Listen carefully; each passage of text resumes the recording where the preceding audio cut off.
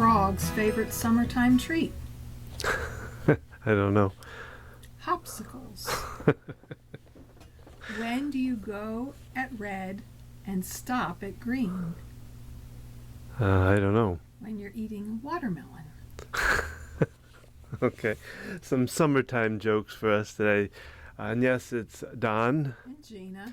and it's time for another Tuesday Tips from Focused Healthy Family. And today we're talking about giving gifts to kids.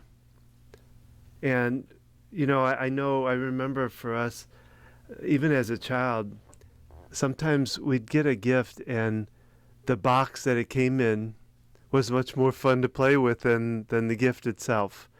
Now a refrigerator wasn't a gift to us, but I remember so much with if we got a new refrigerator, we got a wash machine one time, and we would take those boxes and we would break them down and put them down the hill, sliding so we could slide. So I'm going to read this, what we have here for. Have you ever given a child a toy or gift and found the child liked playing with the box instead of the gift?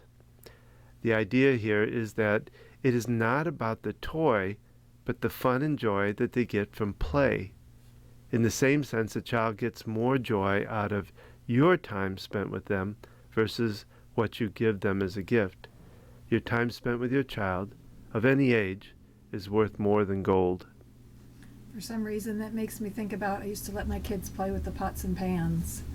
And we would put music on. I remember playing Billy Jonas. It's a lot of fun kids' songs. And banging on pots and pans. I have a picture when our youngest was probably a year, and she was maybe less, because she was sitting in the pot.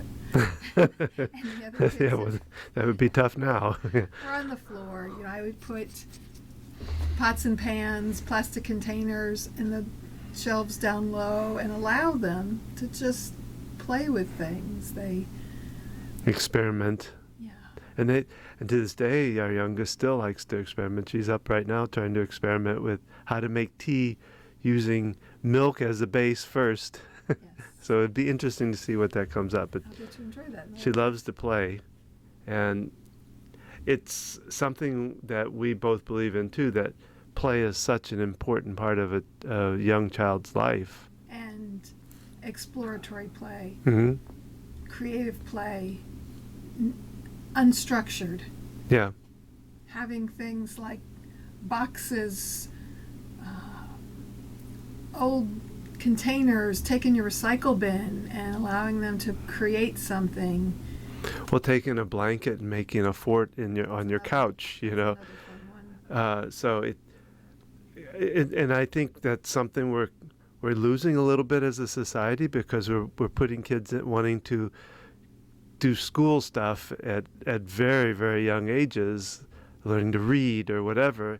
Not that they can't do that, but putting it on them instead of letting them just have their childhood as playtime and learning through exploring, I think, is much more important. And it's a good time in the summer to remember to give our children that gift. I don't know if there are summer camps like this out there, but wouldn't it be great to have camps where they had kind of free time? Well, that makes me think of Dar Draper and the Be Creative, where they did some really creative and unusual kind of stuff in their camp. It was a creative arts camp, so it was structured though. Well, yeah, there was structure, but it was still kind of music and theater. Very, very big variety of different Had a theme to it. Giving your kids the opportunity to, maybe you have an opportunity to have a day off, and let them plan what the day's going to look like. What is it they'd like to do? Get into their world. Even a young child to do some exploring. And why not find some big boxes? We all order things online now, or most of us do. Take some of those boxes and create something out of it. It can be great for Halloween. Didn't you make a car one year out of boxes? Yeah. Oh, well, we've made a lot of different. the book. Remember we did the what was the book's Magic Tree House, and we made a wearable book that had a front. I mean, it had the front cover, all of that. The picture from the book, and it was life size for our oldest child, and he wore it like a giant, like he was inside a giant book. Well, we made the one year where when he was still into electric plates, all the switch plate covers and all that. Our oldest was always into that, and we made the electrical Halloween costume where I took I call it a tassel cap, a pullover cap, and I took a top of a whisk bottle, I think it was, or some type of laundry detergent bottle, and I put a light inside of it, and then connected it to a string of about four batteries that I put into like a tube, and I sewed it into the back of the hat, and I even put a switch on the back so that I could turn it on and off. I remember he told his preschool teacher he was going to be electricity for Halloween, and she didn't, didn't understand it. Yeah. And then he walked in, and she's like, "Oh, you are electricity." Well, and I remember him telling us that all the kids wanted to turn it on and off, and so he got a big kick out of that. So we're going off into Halloween. Yeah, a little bit. Creativity, making things out of boxes. Letting them play. Sliding down the steps in a box if you're so brave. Sliding down a hill in a box. Oh yeah, we used to, like I said, that was our big thing. And and thinking about it, the creative thinking leads to critical thinking, allowing them to discover and ask questions, problem solve. So play has a lot more to it than I think we've ever really thought about in a way. What it can do for somebody, what kind of powers it gives them. Unless you're an occupational therapist, and it's part of your job. Yeah, well, it's part of schooling is understanding that, we learn through play. And I guess my point was that I don't think most parents don't realize how much effect it really has. So, realize it? Have yeah, you thought about it? Let us know, what you think of it. What's your best play that you do?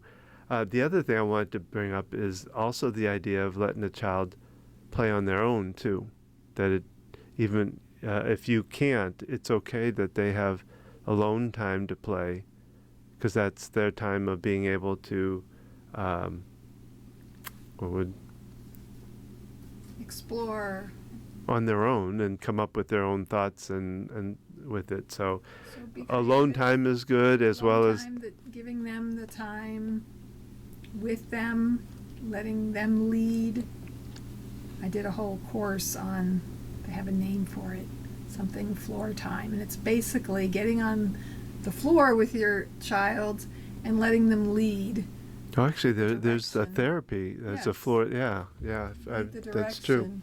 Of the play, and I did this course for continuing education. I'm like, okay, I've done that. I didn't know someone named it and labeled it. So play. Have a good time. Share with us your creative projects and outlets and opportunities for using everyday things to have some fun. And stay tuned on Thursdays for our full podcast, where we have a lot of different ideas for parents, for the sandwich generation, for kids, all of that. Have a wonderful summer. And remember, how you speak to your child today shapes their future and yours.